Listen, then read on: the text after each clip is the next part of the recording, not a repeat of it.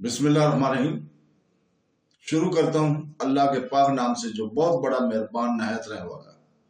دوستوں، بہنوں، بزرگوں، السلام علیکم۔ سلسلہ بار قسط کی نمبر 50 سلطان صلاح الدین ایوبی کی اس قسط میں ہم آپ کی خدمت میں پیش کریں گے صلاح الدین ایوبی کہ امام شرف الدین کا روحانی سفر اور ان کی وفات۔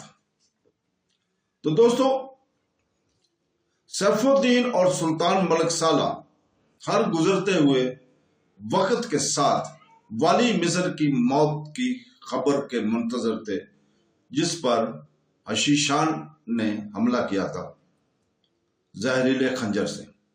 تو ادھر صلاح الدین ایوبی کی حالت لحظہ بلحظہ بگڑتے جا رہے تھے۔ زہر کے اثر سے پورا جسم سوج گیا تھا اور نیلا بھی پڑ گیا تھا۔ تمام اتباع مایوس ہو چکے تھے، تمام عمرہ بدحواس تھے۔ آدم خور حشیشہ کے خنجر کے اثر سے امیر داؤد کی موت نے صلاح الدین ایوبی کے تمام سالاروں اور امیر کو بھی اس خدشہ میں مبتلا کر دیا تھا کہ کہیں خدا نہ خواستہ والی مصر بھی اس زہر کے اثر سے موت کی خونی ہاتھ کی گرفت میں نہ آ جائے۔ وہ رات لشکر ایوبی کی ایک ایک سپاہی پر بہت گراں تھی۔ بظاہر صبح ہونا بھی مشکل نظر آ رہی تھی۔ پھر نصف شب کے قریب صلاح الدین ایوبی نے اسی بے ہوشی کی حالت میں امام شرف الدین کو اپنے خیمے میں داخل ہوتے ہوئے دیکھا۔ امام شرف الدین بہت بے قرار اور مضطرب نظر آ رہے تھے۔ تیزی سے صلاح الدین ایوبی کے قریب آئے۔ کچھ دیر تک نہایت کرب کے عالم میں والی مصر صلاح الدین ایوبی کو دیکھتے رہے۔ پھر آسمان کی طرف نظر کرتے ہوئے فرمایا، اے قادر ملک مطلق، تو اپنی رحمت کے ہر زاویہ اظہار پر قادر ہے۔ میں تیری بخشی ہوئی زندگی گزار چکا، مگر میں یہ راز نہیں جانتا کہ تیرے یہاں میری کتنی سانسوں کا شمار باقی رہ گیا۔ اگر میرے نصیب میں کچھ سانسیں باقی ہیں تو وہ اس مجاہد کو بخش دے جو موت اور حیات کی کشمکش میں مبتلا ہے۔ اے مسیح حقیقی، اس کے جسم میں سرید کر جانے والے زہر کے تمام اثرات بد کو زائل فرما دے اور اسے اس مقصد عظیم کی تکمیل تک زندہ رکھ جس کے لیے یہ مجاہد جان توڑ کر کوشش کر رہا ہے۔ یہ کہہ کر امام شرف الدین جھکے اور انہوں نے اپنے ہونٹ صلاح الدین ایوبی کے زخم پر رکھ دیے جو شیشہ کے خنجر کے وار سے اس کے رخسار پر ابھر آئے تھے۔ امام شرف الدین کچھ دیر تک اسی حالت میں رہے اور پھر سیدھے ہوئے اور انہوں نے اپنا دست مبارک والی مصر کے صلاح الدین ایوبی کے سر پر رکھتے ہوئے دعائیہ لہجے میں فرمایا، اے مرد مجاہد، تجھ پر اللہ کی سلامتی ہو۔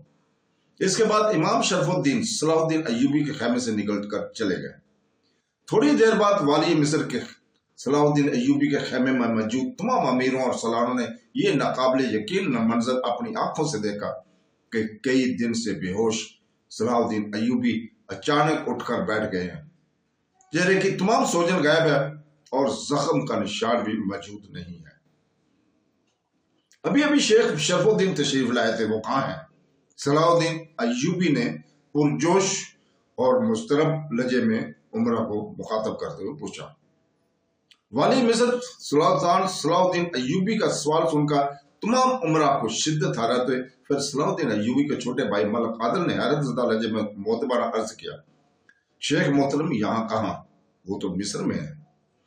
صلاح الدین ایوبی بہت دیر تک عمرہ کے سامنے اپنی بات پر اصرار کرتے رہے کہ امام شرف الدین نہ صرف خیمے میں تشریف لائے تھے بلکہ حضرت شیخ نے اس کے سر پر ہاتھ رکھ کر بہت سی دعائیں بھی دی ہیں۔ اس موضوع پر بہت دیر تک والی مصر اور عمرہ کے درمیان گفتگو ہوتی رہی۔ آخر ایک امیر نے جو امام شرف الدین کے عارفانہ مقام سے کس قدر واقف تھے، یہ کہہ کر صلاح الدین ایوبی اور دوسرے سالاروں کو کہہ کر دیا کہ وہ امام صاحب کا روحانی سفر تھا جو انہوں نے مصر سے اڈیسیا تک کیا تھا، اور انہی کی دعاؤں کے اثر سے یہ ملک زخم چند لمحوں میں متبل ہو گیا اور ٹھیک ہو گیا، ورنہ بڑے بڑے طبیب تو اس زہر کا تریاق تلاش کرنے میں ناکام ہو چکے تھے۔ یہ سوچتے ہی صلاح الدین ایوبی کی آنکھوں میں آنسو آ گئے۔ خیمے میں موجود تمام سالاروں اور امیروں کی آنکھیں بھی بھیگ گئی کہ حضرت شیخ کی دعاؤں سے वाली मिस्र सलाहुद्दीन अय्यूबी को शिफा हासिल हुई थी। होश में आते ही सबसे पहले सलाहुद्दीन अय्यूबी ने नमाज शुक्राना अदा की, फिर सुबह होने का इंतजार करने लगा। फिर सुबह होते ही सलाहुद्दीन अय्यूबी ने अपने सबसे छोटे भाई मलिक तकीउद्दीन उमर को एक खत देकर शेख इमाम शरफुद्दीन की खिदमत में मिस्र रवाना किया। इस खत में सलाहुद्दीन अय्यूबी ने बड़े अकीदतमंदाना लहजे में तहरीर किया था, शेख मोहतरम, अब मुझे यकीन हो गया कि मैं एक लम्हे के लिए भी आपकी दुआओं के हल्के से दूर नहीं। आपका दम आलम इस्लाम के लिए बड़ी रहमत और नेमत से कम नहीं।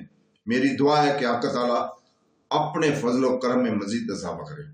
मलिक तकीउद्दीन उमर का खत देने के साथ ही ये हदायत भी की थी कि हजरत शेख की खिदमत में खुद हाजिर होकर कीमती तोहफे पेश किए जाए।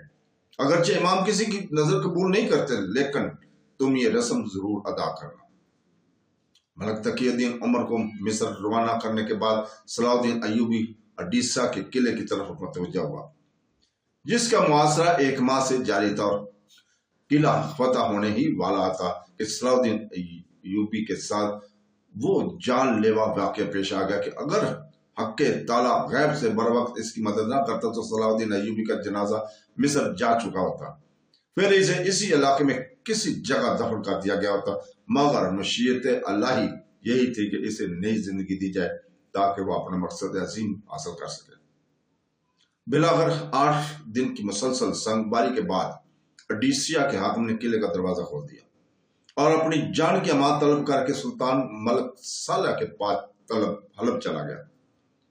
सुल्तान मलिक साला और सैफुद्दीन तो सलाहुद्दीन अय्यूबी की मौत की खबर का इंतजार कर रहे थे, मगर जब हाकिम अडीसा इसे अपने पसपाई और किला सलाहुद्दीन अय्यूबी के हवाले करने की खबर सुनाई तो सुल्तान मलिक साला और इस कदर बरम हुए कि इसने सर दरबार को उठाकर अज़ादुद्दीन के मुंह पर कई जोरदार थप्पड़ मारे और गालियां देने के अंदाज में कहा, तू अडीसिया के किले में दफन क्यों नहीं हो गया?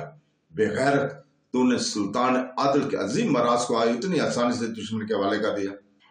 अज़ादुद्दीन भरे दरबार के सामने अपनी ये तौहीन बर्दाश्त न कर सका और इसने नहायत जुर्रत और बेबाकी के साथ सुल्तान मलिक साला की आंखों में आंखें डालते हुए कहा, सुल्तान आदिल की अजीम मिरास को गंवाने का जिम्मेदार मैं नहीं, आप और आपके चचा और भाई सैफुद्दीन हैं। मैंने कितनी बार कासद भेजा कि हलब और मौसूल की फौजी पुष्ट से सलाहुद्दीन अय्यूबी पर हमला करें। इस हमले के नतीजे में या तो वाली मिस्र सलाहुद्दीन अय्यूबी का आप और मौसूल की फौजी पुष्ट से सलाहुद्दीन अय्यूबी पर हमला कर दें। इस हमले के नतीजे में या तो वाली मिस्र मुआसरा उठाकर वापस चले जाते या फिर आमादा जंग हो जाते, जिसके नतीजे में हलब, मौसूल और अडीसिया के फौजी मिलकर इसे शिकस्त दुचार कर सकते थे। वरना कम से कम इतना जरूर होता कि सलाहुद्दीन अय्यूबी के लश्कर का एक बड़ा हिस्सा तबाह व बर्बाद हो जाता और फिर वो आपके इलाके पर हरीसाना नजरें डालने के काबिल ना होता। मगर अफसोस किसी ने मेरी एक नहीं सुनी। आप भी बार बार यही कहते रहे कि मुकाबला जारी रखो, अनकरीब हलब की फौज तुम्हारी मदद को आ रही है और वो वाली मौसर सलाहुद्दीन अय्यूबी को पर हमला ना कर सके। तो दोस्तों, यही बातें करते करते वो कह रहा था कि मेरी मदद को कोई ना आया। ये कहकर अज़ादुद्दीन चंद लम्हों के लिए खामोश हो गया और इसने नफरत में नजरों से हाज़िर दरबार की तरफ देखा। फिर वो पलटा और इसने इसी बेबागाना लहजे में वाली हलब सुल्तान मलिक साला को मुखातब करते हुए कहा, सुल्तान मुअज़्ज़म, मैंने सिर्फ 1000 सिपाहियों के साथ सामान रसद की इंतहाई कमी की वजह से 38 दिन तक सलाहुद्दीन अय्यूबी का लश्कर का मुकाबले किया। अगर इस तवील अरसे में आपके या सैफुद्दीन के चंद हजार फौजी ही गुबार उड़ाते हुए आ जाते तो आज अडीसिया का किला सलाहुद्दीन अय्यूबी के कब्जे में ना होता। लेकिन ये मेरा हुस्न ज़न था कि मैं एक ख्वाब था कि अभी सुल्तान आदिल के वारसों में गैरत तो शुजाअत बाकी है, लेकिन अब मुझे यकीन हो गया कि आप में से कोई भी सलाहुद्दीन अय्यूबी को शिकस्त नहीं दे सकता, क्योंकि सलाहुद्दीन अय्यूबी ही सुल्तान आदिल का हकीकी वारिस है। जाम शराब उठाने वालों से कभी तलवारों का बोझ नहीं उठ सकता। अज़ादुद्दीन इस कदर दिल बर्दाश्त हो चुका था कि वह अपने जज्बात पर काबू ना पा सका اور اس نے سر دربار سلطان ملک صالح اور سیف الدین کی اوباشوں کو پردہ چاک کر دیا۔ پھر اس حق گوئی کا یہ نتیجہ برآمد ہوا کہ سلطان ملک صالح غصے سے پاگل ہو گیا اور اس سے فوراً ایک طاقتور حبشی جلاد کو بلا کر عزاد الدین کی گستاخیوں کی سزا کا حکم جاری کر دیا، اور وہ سزا یہ تھی کہ حبشی جلاد حاضرین دربار کے سرمے نے اڈیسیا کے قلعہ دار عزاد الدین کو کوڑے لگا رہا تھا۔ حاضرین کا خیال تھا کہ طاقتور جلاد کا ایک ہی کوڑا عزاد الدین کو چیخنے پر مجبور کر دے گا، مگر اس وقت اہل دربار کی حد کی کوئی انتہا نہ رہی جب عزاد الدین کو خون میں نہائے ہوئے دیکھا، لیکن اس کے ہونٹ سختی کے ساتھ بند تھے۔ اس کے چہرے پر شدید اذیت و کربر کا رنگ نمایاں تھا، لیکن ابھی تک اہل دربار نے عزاد الدین کی کوئی چیخ نہیں سنی تھی۔ یہ صبر و ضبط اور قوت اور برداشت کا ایک مثالی منظر تھا۔ عزاد الدین خون میں نہایا ہوا تھا، دربار کی شرح پر پڑ رہا تھا، اور سلطان ملک صالح بار بار اس سے کہہ رہا تھا، اگر تو میرے قدموں پر سر رکھ کر اپنے اس گناہ کی معافی مانگ لے تو میں تجھے زندگی بخش سکتا ہوں۔ عزاد الدین اس قدر زخمی ہو چکا تھا، اس میں بولنے کی طاقت نہیں تھی، پھر بھی اڈیسا کے قلعہ دار نے اپنی تمام اصحابی قوت کو سمیت کر لڑکھڑاتی ہوئی زبان میں آخری الفاظ ادا کیے، اگر معافی مانگنی ہوتی تو پھر سچ بولتا ہی کیوں؟ اللہ سلطان عادل کے ورثے کی حفاظت کرے۔ یہ کہتے ہوئے عزاد الدین بے ہوش ہو گیا اور اسی حالت میں اس کی موت واقع ہو گئی۔ سلطان ملک صالح نے عزاد الدین کے گستاخانہ کلمات کے اثر کو ظاہر کرنے اور دوسرے عمرہ کو اپنا روب و جلال قائم رکھنے کے لیے عزاد الدین کی لاش حلب کے گلی کوچوں میں ایک عبرتناک منظر بنا کر گھمایا۔ عزاد الدین کی لاش کے ساتھ سلطانی نقیب بلند آوازیں لگاتے جاتے تھے، یہ اس منافق کی سزا ہے جو سلطنت نوریہ کا غدار تھا۔ سلطان ملک صالح نے عزاد الدین کو قتل کر کے اپنے غصے اور نفرت کی آگ تو ٹھنڈی کر لی تھی، مگر اڈیسیا کا ان کے ہاتھ سے نکل جانے کے بعد وہ بہت زیادہ خوف زدہ ہو گیا تھا، اور اب صلاح الدین ایوبی کی گرفت سے بچنے کے لیے نئی منصوبہ بندی کر رہا تھا۔ صلاح الدین ایوبی کو مصر سے نکلے ہوئے 1 سال سے زیادہ کا عرصہ ہو چکا تھا۔ اس دوران اس کی والدہ کا محترمہ کا بھی انتقال ہو چکا تھا اور وہ محاذ جنگ پر الجھا ہوا تھا۔ اسی دوران میں صلاح الدین ایوبی کے پہلے ایک بیٹے کی پیدائش کی خبر بھی ملی تھی، اور اس نے سلطان نور الدین زنگی کی نسبت اپنے بڑے بیٹے کا نام بھی نور الدین ہی رکھا تھا۔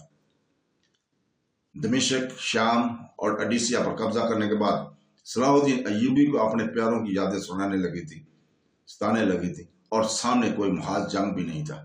اس لیے صلاح الدین ایوبی نے مصر واپس جانے کا فیصلہ کر لیا۔ پھر وہ اپنے لشکر کے ہمراہ ایک فاتح کی حیثیت سے واپس جا رہا تھا تو تمام مقبوضہ علاقوں کی باشندے سے رخصت کرنے کے لیے اپنے گھروں سے نکل کر شہروں پر جمع ہو گئے تھے اور رو رو کر التجائیں کر رہے تھے، آپ ہی ہمارے امیر ہیں، پھر ہمیں چھوڑ کر کہاں جا رہے ہیں؟ عوام کی محبتوں کا یہ مظاہرہ دیکھ کر صلاح الدین ایوبی اس قدر متاثر ہوا تھا کہ خود بھی گھوڑے سے نیچے اتر آیا تھا اور انہیں مطمئن کرنے کی کوشش کر رہا تھا۔ حق تعالیٰ نے کچھ اور علاقے بھی میرے زیر انتظام کیے ہیں، اس لیے مجھ پر وہاں کے لوگوں کے بھی کچھ حقوق ہیں، میں ان کے حقوق ادا کر کے بہت جلد تم سے آن ملوں گا۔ کچھ لوگوں نے اس خوف کا اظہار کرتے ہوئے کہ اگر آپ کے جانے کے بعد وہ ظالم دوبارہ لوٹ آئے، لوگوں کا اشارہ والی موصل سیف الدین اور سلطان ملک صالح کے ظالم عمرہ کی طرف تھا، تو انہوں نے کہا مجھے امید ہے کہ اب وہ جفا کا ادھر کا رخ کبھی نہیں کریں گے۔ صلاح الدین ایوبی نے اپنے عوام کی تعریف قلب کی خاطر مسکراتے ہوئے کہا، اور اگر وہ آئے بھی تو میں تم سے زیادہ دور نہیں ہوں، تمہاری ایک پکار پر دوڑا چلا آؤں گا۔ آخر صلاح الدین اپنے سارے علاقوں کی نظم و ضبط کا جائزہ لیتا اور تمام عاتبین کو سخت ہدایات دیتا ہوا مصر پہنچا۔ مصر کی حدود میں پہنچتے صلاح الدین ایوبی نے ایک اندھا دھند خبر سنی۔ اڈیسیا سے رخصت ہوتے وقت والی مصر نے نیت کی تھی کہ وہ سب سے پہلے شیخ امام شرف الدین کی خدمت عالیہ میں حاضر ہوگا اور پھر والدہ محترمہ کی قبر پر فاتح پڑھنا جائے گا، مگر اس کی ایک خواہش نہ سودہ رہ گئی، کیونکہ شیخ امام شرف الدین 15 دن پہلے انتقال کر گئے تھے۔ یہ جان گداز خبر سن کر صلاح الدین ایوبی کو شیخ امام الدین کی اس وفات پر سکتہ سا ہو گیا، یہاں تک کہ جب یہ کیفیت ضائع ہوئی تو والی مصر صلاح الدین ایوبی کی آنکھوں سے آنسو بہنے لگے۔ صلاح الدین ایوبی کو شیخ امام شرف الدین کے وصال کا اتنے صدمہ ہوا تھا جتنا کہ اپنی والدہ محترم کی وفات کا۔ مگر ایک اعتبار سے والی مصر صلاح الدین ایوبی کو شیخ امام شرف الدین کے انتقال کا غم زیادہ تھا، کیونکہ والدہ محترمہ کی موت اس کے ذاتی نقصان میں شمار ہوتی تھی، مگر شیخ امام شرف الدین کا دنیا سے رخصت ہونا پوری ملت اسلامی کے لیے ایک نقصان عظیم تھا۔ امام اپنے وقت کے بہت بڑے عالم ہی نہیں تھے، نہایت عابد و زاہد اور متعصب و دعوت انسان تھے۔ ان کی دعاؤں سے اللہ تعالیٰ اہل اسلام کے سروں سے بہت سے بلائیں ٹال دیا کرتے تھے۔ پھر جب صلاح الدین ایوبی نے مصر کے کچھ علماء اور امام کے خدمات گاروں سے ان کی بیماری کے بارے میں پوچھا تو والی مصر کو بتایا گیا امام بالکل صحت مند تھے۔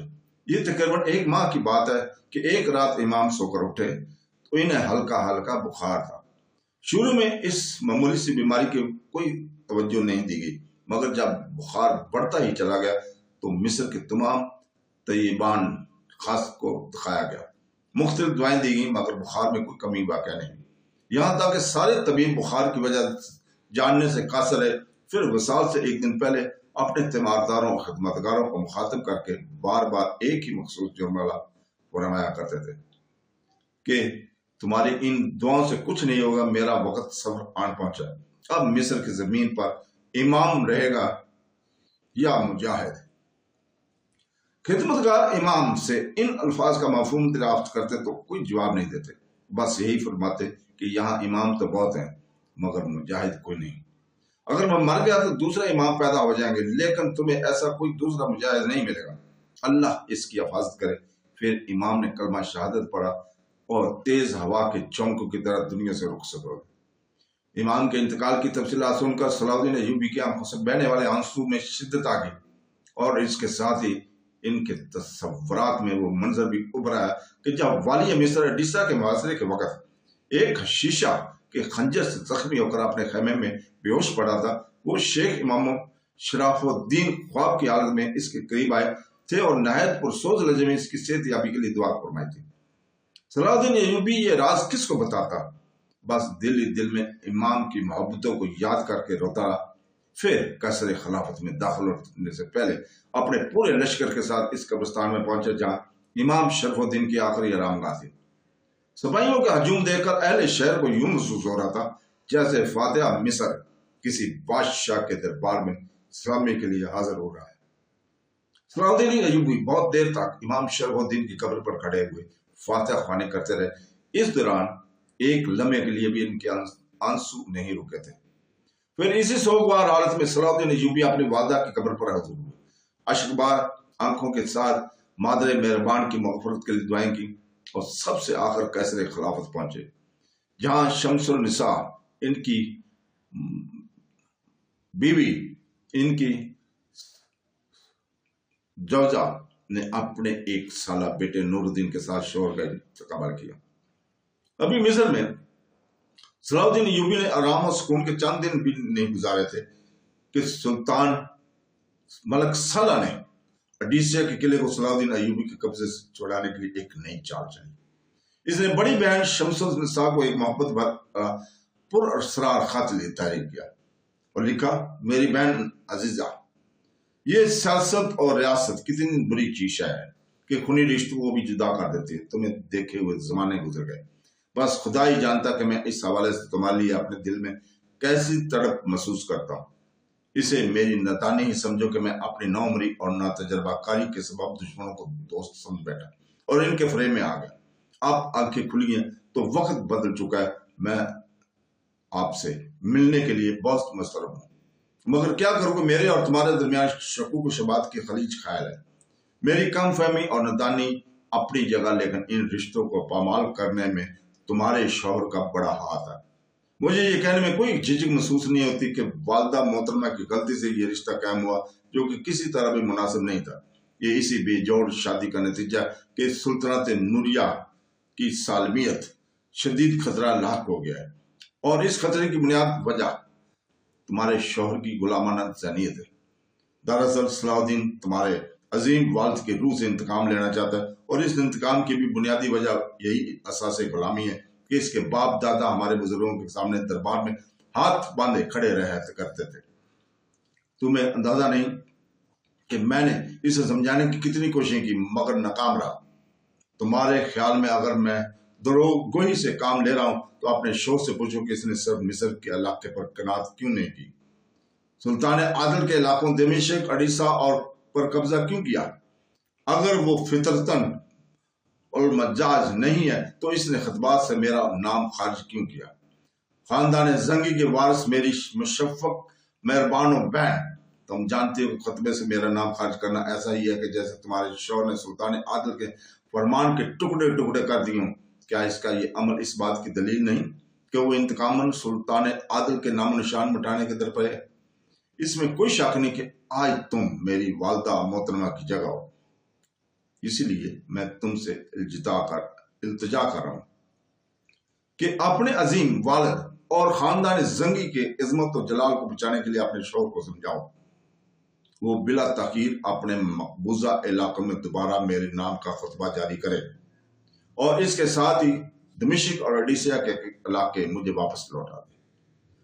अगर तुमने मेरी इस दरखास्त पर फौरी कार्रवाई नहीं की तो मैं समझूंगा कि तुम सुल्तान आदिल के हकीकी वारिस नहीं हो, और मैं तुम्हें इस वक्त से भी डराता हूं कि तुम मैदान हशर में अपने मरहूम और मगफूर वालिद को क्या जवाब दोगी। सॉरी। शम्सुल निसा ने अपने छोटे भाई के खत को कई बार पढ़ा, फिर इसने सुल्तान सालेह को खत अपने शौहर सलाहुद्दीन अय्यूबी के सामने रख दिया।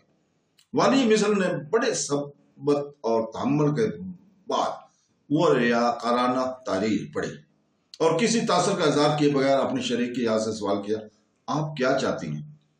शम्सुल निसा ने फौरी तौर पर कोई जवाब न दिया, खामोशी से शौहर की तरफ देखती रही। सलाहुद्दीन अय्यूबी शम्सुल निसा की मजबूरियों से वाकिफ थे। एक तरफ इसका हकीकी छोटा भाई था जिसने बड़ी बहन से दरख्वास्त की थी, और दूसरी तरफ इसका शौहर एक औरत के लिए ये बड़ा संगीन आजमाइशी लम्हा था जब दोनों करीबी रिश्तेदार गर्दिश हालात के सबब आपस में मुस्ताज़म हो गए थे। सलाहुद्दीन अय्यूबी ने अपने शरीक सफर की ज़हनी कश्मकश को दूर करने के लिए मुस्कुराते हुए कहा, एक छोटे भाई ने पहली बार अपनी बड़ी बहन से कोई सवाल किया है, मेरे ख्याल में इसे खाली हाथ लुटाना नामुनासिब नहीं। अगर आप चाहें तो दमिश्क और अडीसिया के इलाके सुल्तान को वापस कर दें, मैं दोबारा इनका नाम का खतबा जारी कराने का हुक्म सादर कर देता हूं। शौहर की बात सुनकर शम्स की आंखों में दुनिया भर की मोहब्बत से मिटाई। फिर उसने एक तबस्सुम और दिलनवाज के साथ सलाहुद्दीन अय्यूबी को मुखातब करते हुए कहा, मुझे यकीन था कि ऐसी नाजुक सातों और आजमाइशों के लम्हों में आप मुझे तन्हा नहीं छोड़ेंगे। मैं हमेशा इस बात पर नाज़र रहूंगी कि आपने अहले वफा की तरह रस्म वफा निभाई। सुल्तानत उस्मानिया हमारी मोर्सी यकीन नहीं कि सुल्तान मलिक साला इस पर अपना दावा साबित करे। सुल्तान आदिल का हकीकी जानशन वही होगा और इनके नक्शे कदम पर चलते हुए अपनी पूरी जिंदगी अहले अमान के खुला बबूद के लिए वक्फ कर दे। आपके रोजे शब एक एक लम्हा मेरे सामने, आपके दिल में भी मिल्लत इस्लामी के लिए वही तड़प है जो मेरे बाबा मोहतरम के सीने में हुआ करती थी। मैं मलिक साला को सुल्तान आदिल की जानशीनी का हाल नहीं समझती। मेरा और इसका खूनी रिश्ता जरूर है, वो मरते दम तक कायम रहेगा, मगर वो खुद गर्ज और नादान मोहब्बतों का रिश्ता तोड़ चुका। यह जानने के बाद कि मलिक साला आपकी जान के दर पे है, मैं इससे कोई रिश्ता कैसे कायम रख सकती हूँ। इसके बाद सुल्तान नूरुद्दीन जंगी की बुलंद करदार और जानबाज बेटी ने सुल्तान मलिक साला के नाम एक मुख्तसर खत तहरीर किया जिसमें लिखा था कि मैं जानती हूं कि तुम्हारे औबाश और गुमराह मशीर तुम्हें सीधे रास्ते की तरफ जाने नहीं देंगे, मगर मैं एक बहन की हैसियत से तुम्हें आखिरी बार नसीहत करती हूँ कि जो कुछ मैसर है इसे गनीमत जानो और रया के फलाह बहबूद का ख्याल रखो ताकि तुम्हें दुनिया और आखिरत के रंजो गम से निजात हासिल हो।